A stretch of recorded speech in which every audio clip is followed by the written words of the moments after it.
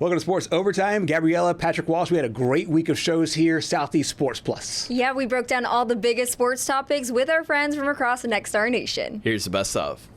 Okay. They won the Ole Miss series, the current Arkansas baseball team did. They've won 8 of their last 11. Now as you're plugged back in, I know you're getting back into the workflow once again. What do you make of this series, and more importantly, what does your husband make of this team?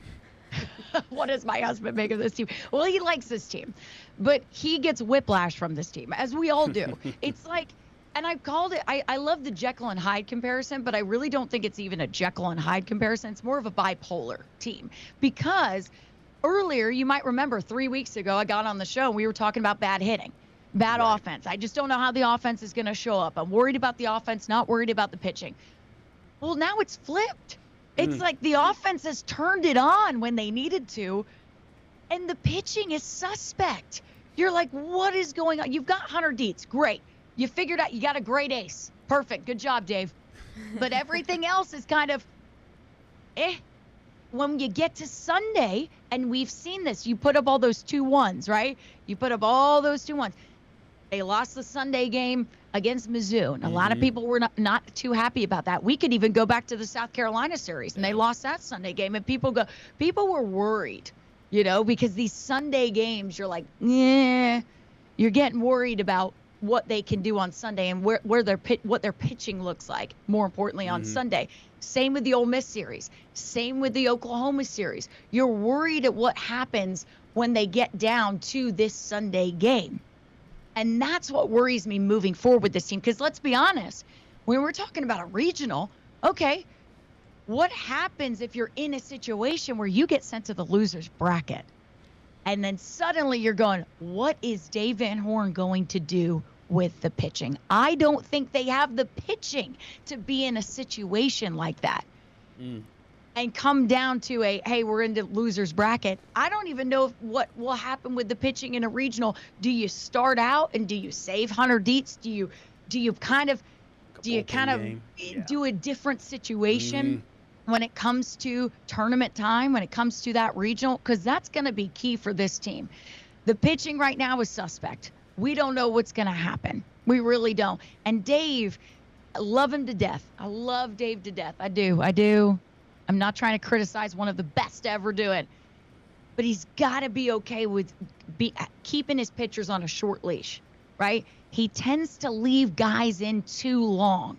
And that's when they give up that big play. That's when they give up that big home run that shouldn't happen. But he's left them in just a little too long because I think he has a lot of confidence in all of his pitchers. That's great. But you can almost see it. And that's where my husband gets mad. He'll yell at the TV and he'll go, oh, Dave, he's leaving him in too long. He's leaving him in too long. He's got to take him out right now. And then, boom, big play happens, right? And so you can kind of see it when it's going on. And listen, I get it. It's a different situation when you're a coach. You're in there. You're around these guys all the time. But he can't do that when it comes to a big game in a regional that's going to, depend on if your season continues or not. And so that's where I get kind of nervous about this team. I'm not worried about the hitting now. But, hey, with this team, if the pitching starts to get good, the hitting's going to go down. It's just going to happen. They can't just have two things at once, okay? It's not going to happen. So I'm not worried about the hitting right now, but maybe I should be if things start to trend in the other direction. They get the pitching situation worked out. Courtney, the way you're describing this team, you're almost kind of talking about, kind of this Vanderbilt team, a team that's on the outside looking in, but I know that, they can't seem to finish the series sweeps of some of these teams, but they still have 3 series wins in a row. They have some quality wins that are really starting to shape up earlier in the season. Is there actually a path to hosting a regional in Fayetteville this year? Because it does seem like it. A lot of people would say yes. A lot of people, if you look at the predictions right now, there are some that are predicting a regional. I'm worried, though, because I still think they need a good finish here with Kentucky at the end of the season. Kentucky ain't bad. I mean, I'll be honest, Kentucky, not bad. Not a bad team. So, and yeah, you're bringing out the crystal ball. They haven't had one in a while. I had to look at it really quickly. I was like, oh, there he is on my screen with the crystal ball. They have to finish strong. Yeah. And I know it's I don't think they can, but it'd be nice to sweep Kentucky. You know, it'd be nice to it'd be nice to end with and a Kentucky's sweep desperate. And exactly. So you're running into a desperate team here at the end of the year, and Arkansas, in a way, is a bit desperate because they would like to host a regional. Yeah. They want to make sure their resume looks the best. And do we think just a series win is going to do it? I'm worried because there were some people that were saying, look, they needed to sweep Missouri, one of the worst teams in the SEC. They didn't do that. That got me nervous. I was thinking, okay, maybe you can sweep Ole Miss. Maybe you can sweep Oklahoma. Maybe you can do one of those, because that to me would push you up, right? Yeah. And you've got to look at those RPI rankings too. When you look at those RPI rankings, I think Arkansas right now is right on the cusp, the cusp. They just need to get a little bit higher, a little bit. And I think what would do that is if you go and sweep Kentucky at the end of the year. Will that happen? I'm a little nervous. We got a lot of TBDs on the pitching situation, y'all. We got Hunter Dietz. Okay, great. We know Hunter. Yeah. Who else? Right. Who else? Right. I mean, I just get and I know I'm coming in like a skeptic here, but it's just hard to say. Yeah, they're going to host a regional. SEC Coach of the Year, Chris Malloy over there at Ole Miss. Coach, first of all, how are you doing? You're out on the golf course right now. How's the day going? It's going great. You know, never a bad day when you're out here, perfect weather, and watching the guys here in Oxford as we prep to leave out for North Carolina. So let's talk about this Bermuda Run Regional. First, have you gone to this golf course before, and kind of how have you seen, courses like it play out? Yeah, actually, I had not seen it before, and for that reason, I decided to go up and do a little site visit. Before the announcement, I knew that it was a possibility that we could possibly be sent there. So scoped it out a couple of weeks ago, and yeah, I mean, I think it's, anytime you can stay in this part of the country for one of these regionals, that's a bonus. And then also with the same type of grass as we have here in Mississippi, it's Bermuda grass, grainy Bermuda, and like I said, I think that should only help us. Yeah, and let's talk about that, style of grass, because I'm originally from the north, so I grew up on bent grass fairways, and right now, it's that thick, lush, rough, whereas I had to make that big-time adjustment moving down to Alabama, where it's just Bermuda everywhere. How much of an advantage is that, kind of being on the same grass that people don't really necessarily talk about sometimes? I think it's a huge advantage. But then you have to look at the makeup of your team too. And, listen, if you have a bunch of, Europeans and, guys that, happen to be from the north, even though you're a school in the south, then, I don't know, maybe they're, a little more comfortable on the bent grass. But we have a group of kind of, southeastern guys and that are used to bent grass, Bermuda grass overall. So I think it's a huge advantage. There's just so many adjustments, right? We don't play on a court. We don't play inside, on a field. Every course is so different. So there's so much adjustment that you only get one practice round for. So there's so many things you're trying to adjust to, and whether it be altitude, the type of grass, whatever. If you can take out one of the variables of it, I think it's only an advantage.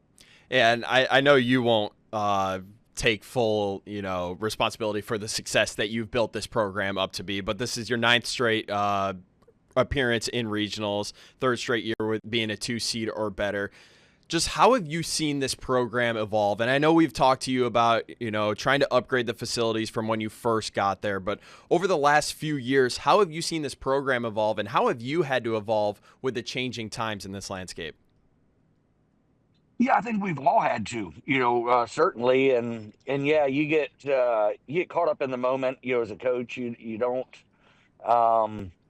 again, you don't think about accolades. You don't think about your number one seeding. You really don't while you're going through it. But to sit back and, see you guys post something or look at it, you're like, oh, wow, that is pretty cool to, watch where we were before to where we are now. And we only know that this is just the beginning. And I think as much as anything else, it's validity of what we had these my first roster, here in 2014-15 season, what those guys bought into and helped start to build, and to where we are now is.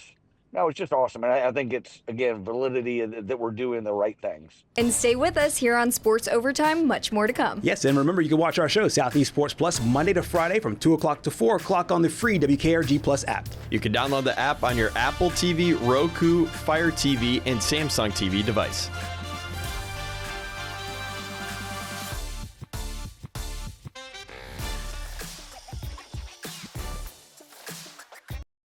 Also ironic that he says that he thinks that Lane Kiffin can win the championship at LSU. I haven't thought about this, though. You do. Let's hear it. Let's hear it. I do think he's being sincere. I do think he's being genuine. Yeah. But there is a part of me that thinks that he's trolling just a little bit and doing it to put the pressure, to add more pressure on Lane Kiffin.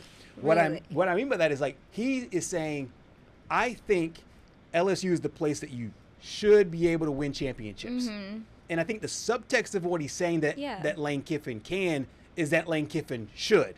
And if Lane Kiffin cannot, Lane Kiffin should suffer the same fate that I suffered. That's what I think is the subtext of what he's saying here. I think he's being complimentary that Lane Kiffin is a good enough coach to win. But I don't think that he leaves two different jobs and watches his old defensive coordinator make it to the championship game, and then the LSU job go to the national championship, and then him not realize he's not the problem. He has too big of an ego for him to really genuinely be feeling that LSU can win. I think he said it all to create more pressure for Lane Kiffin. That way, in 2 years, if he's not won, he's thinking, well, he should be fired too. That's exactly what I think about Brian Kelly's side. I could see that, because I think when I read this headline, my immediate thoughts were just like, okay, this is nothing groundbreaking. Like, he should be able to win. He has all the resources in the world. That's why he went to LSU. So I kind of just read it as like, okay, he's on the same page as everyone else in this country. Yeah. It almost feels like, and I do like that you brought up the fact that he's basically trolling in a sense, and it's ironic because Lane Kiffin is known for trolling. But weirdly enough, this kind of feels like his comments about Pete Golding. Yeah, I think Pete's the right guy for Ole Miss. I think they're going to do well under him. Kind of that little trolling, hey, I left you, but I'm just going to say nice things about you, maybe to get you off my back for a little while here until we get into the regular season. It's just so weird. It's so weird that both of these coaches are doing a little bit of trolling here. It's a little bit suspicious. It is, and I think Lane. I think Lane doesn't know how to operate any other way. No, Lane is he's just that guy. That dude can never get off social media. No, I know. And those like floaty things that are like used car dealerships, like the little the little inflatable things. I think from a personality perspective, that is Brian Kelly. His personality is just so you can't pin it down. I love this time of year. It usually only boils up right in like June, July, August, right before SEC Media Days. Then everybody talks during SEC Media Days. Right. But we are getting into a point here where coaches are being a little bit looser. We've seen this with Lane Kiffin. We've seen this a little bit with Dabo Swinney earlier in this offseason. Now it's Steve Sarkisian. All you have to do is take basket weaving and you can get an Ole Miss degree. How those words land on your ears? I mean, is he wrong? Oh, wow! Piling on. I mean, I grew up about 45 minutes away from Ole Miss campus, and I feel like it was just an understood. If you made a 22 or below on your ACT, we knew where you were going to school. You're going to Ole Miss. You're going to Ole Miss. I wasn't expecting this for you to take extra shots to join the Steve Sarkisian bandwagon, but yet we're here. I don't think he lied. I just don't think he lied. Was the comment necessary? Probably not. And I thought the basket weaving part was hilarious because out of all the things you could have come up with, he said basket weaving. I think that was always kind of the go-to for easy A schools. Is the basket weaving, and if you want to make it a little bit harder, it's underwater basket weaving. That's what it came up to. Okay, well, I love that. I thought it was hilarious. Hey, listen, I come from an old school mindset of C's get degrees. So like if you can pass, you can get the degree, you're good to go. Patrick, what do you make of this war on words with Steve Sarkisian and the boys over at Ole Miss? All I'm gonna say is, Gabriella, you are so lucky that Tennessee has gone 4 years now.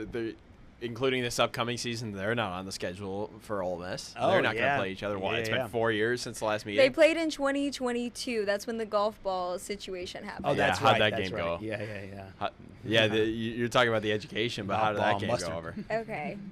You know, No comment. yeah, exactly. I didn't throw Who made anything, okay? Who made the CFP last year? I didn't throw anything, but the refs were horrible in that game. Okay, that's an auto fine right there. If she were in the NBA, you would be fine right man. now. You'd be absolutely fine. You'd never be able to, Probably go back to another longest game. college football game I've ever attended, though. It was like 12-15, and they were still playing. Why? Because they have to take the mustard things off the ground because Tennessee fans didn't know what the heck to do. Said they were going to win the World Series, but they just got their first sweep of the year. I'm not going to talk to her anymore because I'm mad at her right now because she just said that she doesn't know what person outside of a 5-year-old goes to a water park. I mean, what are you Not doing? only do you go, it was in your top 5. It's a fun place to go. For the uninitiated, in our hour number 1, we had our top 5 activities. mad. And I had no idea it was going to cause this strife. But here we are, Patrick Walsh How Water often Park. are you going to the water park? I mean, not that much anymore because, I've been It's busy. not but 5 anymore. I went to water parks after I was 5. I Okay. went to a lot of water parks. Okay. I find them enjoyable in the summer. What's your favorite? Like, do you like the wave pool or the? Nah, you got to go down one of those racing slides. Yeah. You get the little Okay. mats and then you just, go head first down the slide. You race all of your friends. Clearly you didn't have any fun. I'm growing not up. So against. I'm not against a water park. I was just taken aback that was your top 5 summer And activity. I was taken aback that you were like, no one outside of a 5-year-old likes the water park. Yeah, so that was my take. Have you not been to some of these new They're fun. new water parks with bigger slides? I mean, there's more adventure. Like I feel like you probably have a Her definition a very of slighted view of water Her parks. definition of water park is wave pool. Yeah, right, right. No, I've been to like Schlitterbaum. Is that what it's called? What? What is that? I want to know if you just got in some trouble with the FCC. Where'd you go? I swear. I don't know if what you just named is an actual place. It is. It's in. Yeah, she collects her thoughts. I'll tell you, the last 2 water parks I went Kansas to. City. It's in Kansas City. And stay with us here on Sports Overtime. Much more to come. Yes, and remember, you can watch our show, Southeast Sports Plus, Monday to Friday from 2 o'clock to 4 o'clock on the free WKRG Plus app. You can download the app on your Apple TV, Roku, Fire TV, and Samsung TV device.